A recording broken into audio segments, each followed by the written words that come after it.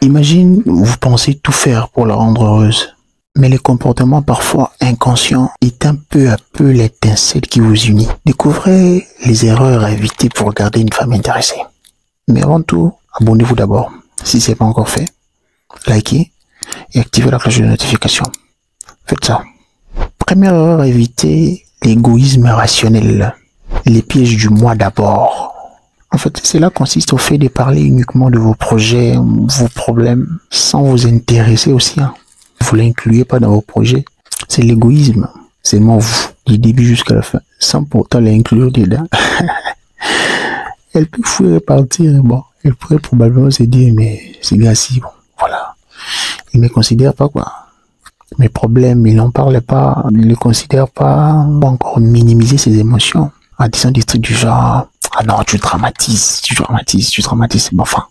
Certes, ça peut arriver, mais à tout le temps, vous avez ces réflexes-là de minimiser ses émotions. Ça lance un très mauvais message parce que l'homme est dans la raison ou dans la logique. Elles sont dans les émotions. Il faut parfois savoir gérer ses émotions et tout le reste pour qu'elles se sentent quand même considérées. Et comme solution, pratiquez le nous dans votre discours pour qu'elle ait vraiment l'impression que vous l'incluiez dans vos projets. Quand j'aurai un boulot stable, nous irons faire ceci. Nous aurons notre domicile. Nous aurons des enfants. Nous ferons ceci, nous ferons cela. Parce que de toute façon, une relation est un équilibre.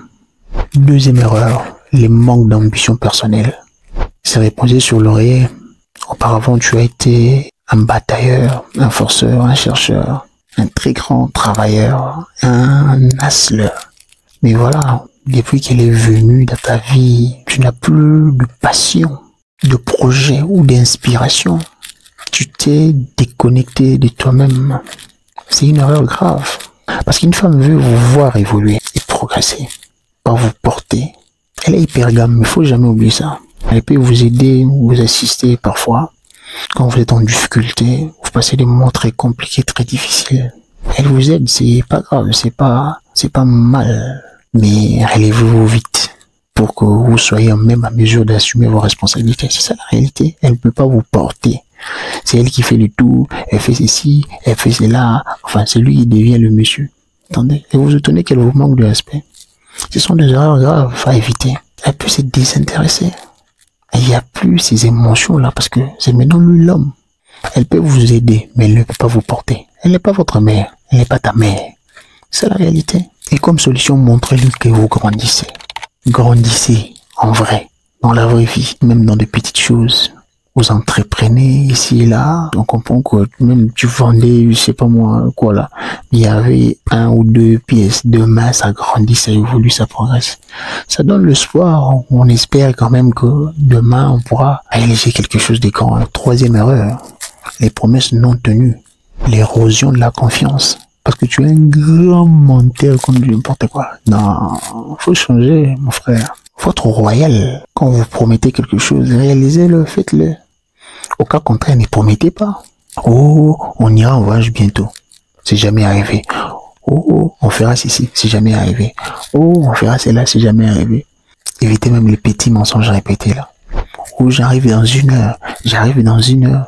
Tu n'es jamais arrivé. Oh, non, attendez. D'ailleurs, des fois, où vous promettez, même au moment où ce n'est pas nécessaire, vous promettez, attendez. Vous perdez votre crédibilité. Quand vous dites que non, je ferai A, B, C. Faites A, B, C. Parce que c'est votre honneur qui entre en jeu. Au cas contraire, n'accepte pas ou ne promet pas. Comme solution, soyez fiable. Parce que les détails comptent plus que les discours. Quatrième erreur, l'absence de leadership émotionnel. Elle veut d'un partenaire, pas d'un enfant. Comportez-vous en leader. Faut pas fuir des conversations sérieuses. Vous êtes en conflit.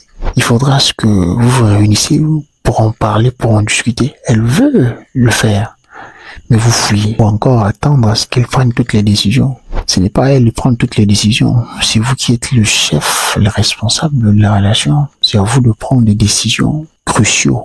Certes, elle peut se suggérer, donner des suggestions parce que vous devez l'écouter aussi. Elle doit émettre son avis. Mais en dépit de tout, c'est à toi de décider, de prendre l'essor de la relation, de donner une direction à la relation. C'est à vous. Il ne faut pas être indécis ou de vous dénuer de vos responsabilités, tout confier à elle. qu'elle prenne la responsabilité de décider tout ça, tout ça. Elle prendra une posture masculine. C'est elle qui deviendra l'homme de la relation. Il y aura un désintérêt qui naîtra. Il faut éviter ça. Ce sont des erreurs graves. Et comme solution, assumez vos positions avec calme et bienveillance. Si vous êtes d'accord, vous êtes d'accord. Si vous n'êtes pas d'accord, dites ce que vous pensez. Comme un leader, le chef, les responsables numéro 1 de la relation. N'oubliez pas de liker pour donner la force. Et de nous écrire 2 sur 2 en commentaire. Parce que les gens comme vous le savez, il n'y a pas d'eux.